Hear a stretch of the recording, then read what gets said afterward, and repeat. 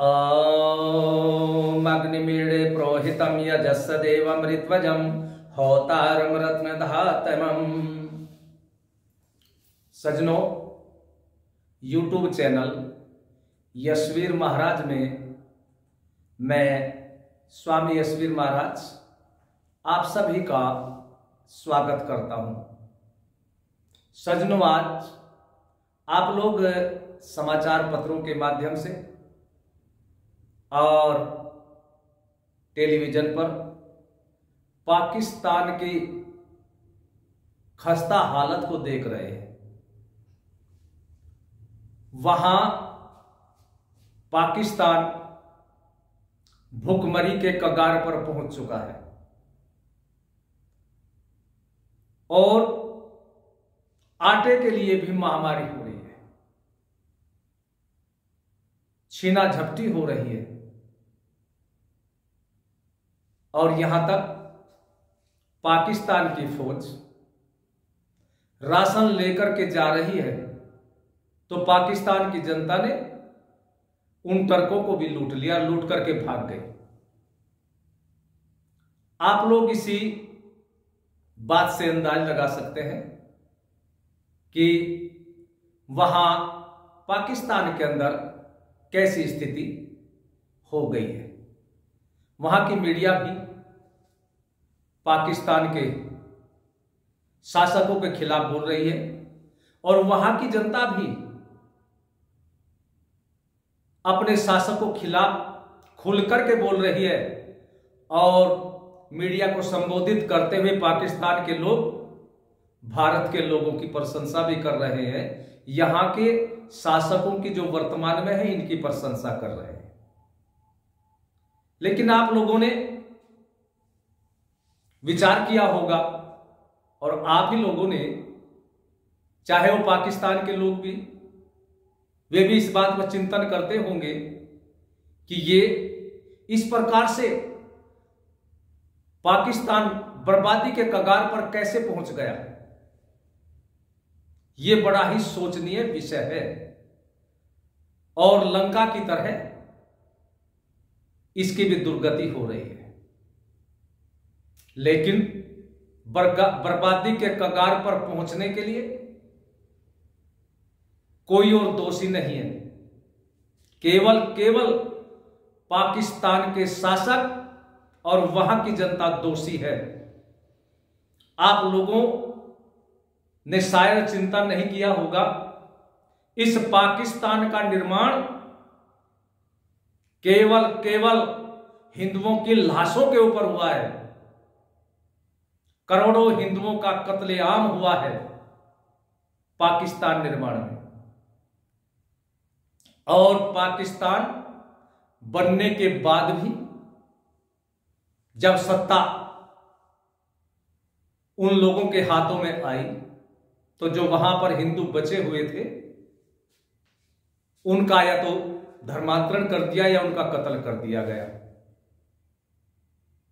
तो जब इस तरह का पाप उन लोगों ने किया तो जिसका पाप उसी का पाप। हमारे भारत की संस्कृति में कहा जाता है, अवश्यमेव भोक्तव्यम कृतम शुभा अशुभम, कि जो जैसा भी करेगा, चाहे वो अच्छा करे अथवा बुरा करे, तो उसका फल तो उसे अवश्य भोगना ही पड़ेगा। अच्छा करेगा तो परमपिता परमात्मा की तरफ से फल अच्छा मिलेगा और बुरे कर्म किए तो प्रभु की तरफ से उसको बुरा ही फल मिलेगा। यह सिद्धांत है। तो इसलिए इस बर्बादी के कगार पर पाकिस्तान के पहुंचने का परिणाम स्वयं पाकिस्तान के लोग हैं और उन हिंदुओं की आहें आज साप बन करके पाकिस्तान के ऊपर मंडरा रही है।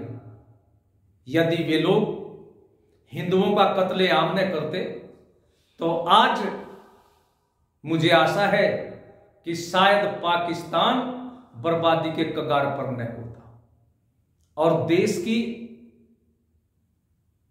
आजादी के पश्चात जब पाकिस्तान का निर्माण हुआ, पाकिस्तान वालों को यह भी शांति नहीं रही। जैसे दो भाइयों के बंटवारे हो जाते हैं और समझदार भाई होते हैं, वे दोनों बड़ी शांति से आपस में बड़े प्यार से रहते हैं। लेकिन जो दुष्ट वृत्ति के होते हैं वे अलग भी हो जाते हैं। अलग होने के पश्चात भी एक दूसरे के खून के प्यासे भी होते हैं। और कभी कभी कोई ऐसा होता है कि दो भाई हैं, दो में एक तो सज्जन होता है भारत की तरह और दूसरा इतना दुष्ट होता है पाकिस्तान की तरह कि वो अपने भाई को बर्बाद करने पर तुला रहता है। लेकिन जाको राखे साइया मार सके न कोई, जिसका रक्षक परम पिता परमात्मा हो उसको कोई भी बर्बाद नहीं कर सकता। तो पाकिस्तान बनवाने के पश्चात भी पाकिस्तानियों ने भारत के साथ में वो व्यवहार किया जो एक शत्रु देश के साथ करते हैं कि यहां कभी आतंकवादी भेजना और यहां भारत में भी बैठे हुए कुछ ऐसे लोग जो रहते भारत में, खाते यहां पर, सारी व्यवस्था यहीं पर, लेकिन उनकी आत्मा पाकिस्तान में बसती थी। उनके द्वारा भी यहां बहुत बड़ा नरसंहार हुआ। और कश्मीर इसके लिए आपके समक्ष उदाहरण है।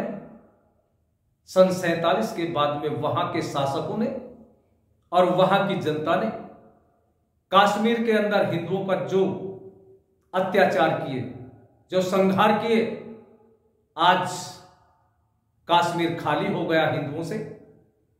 इसके लिए भी पाकिस्तान जिम्मेदार है। और आज जो पाकिस्तान बर्बादी के कगार पर है, पूरे संसार के अंदर हाथ फैलाए बैठा हुआ है कि हमें मदद कर दो। लेकिन आज संसार का कोई भी देश उनकी सहायता करने के लिए आगे नहीं आ रहा है। और ये जितना भी है ये सारा का सारा मैं श्रेय दूंगा भारत के प्रधानमंत्री श्री नरेंद्र मोदी जी को। उन्होंने संसार के मंच पर पाकिस्तान को अकेला छोड़ दिया। इनकी सारी करतूतें, संसार के अंदर जितने भी आतंकवादी, अधिकतर पाकिस्तान का हाथ अवश्य उसमें होता है, या यहां का आतंकवादी उस घटना में अवश्य होता है, चाहे वो अमेरिका की घटना हो या बंबई की घटनाएं हो। जहां भी आतंकवादी घटनाएं हुई उसमें पाकिस्तान का कोई ना कोई आदमी या पाकिस्तान का सहयोग अवश्य मिलता। लेकिन आज इस आतंकवाद के कारण से पाकिस्तान संसार में अकेला पड़ा हुआ है। उसे कोई पानी देने वाला भी संसार के किसी भी देश में नहीं मिल रहा है।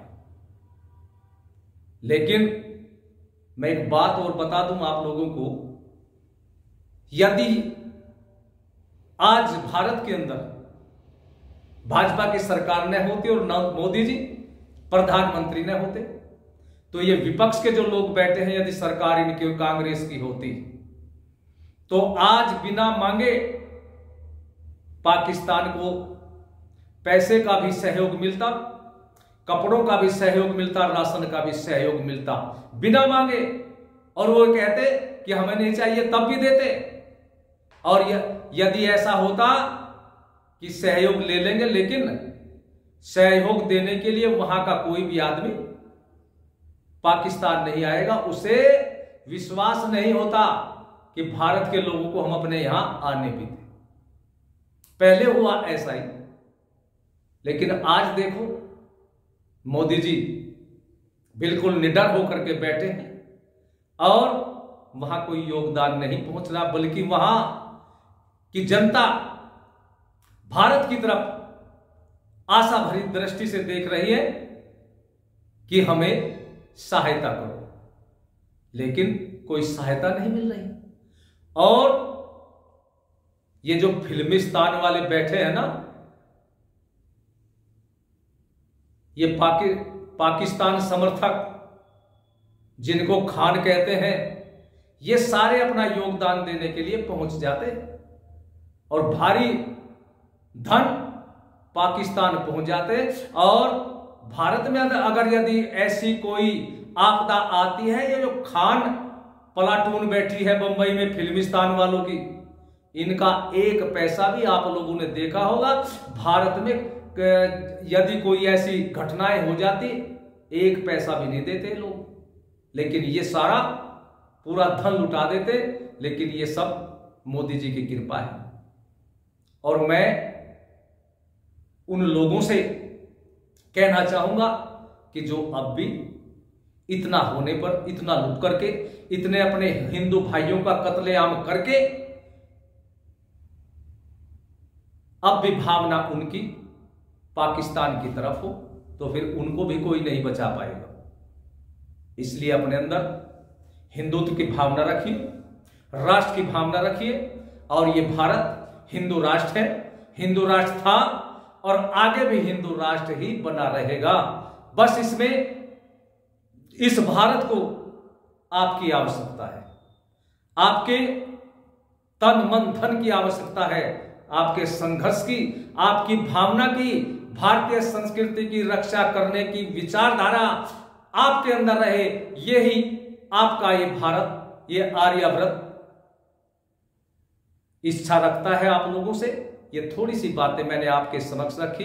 इन शब्दों के साथ मैं अपनी वाणी को विश्राम देता हूं। ओम सम।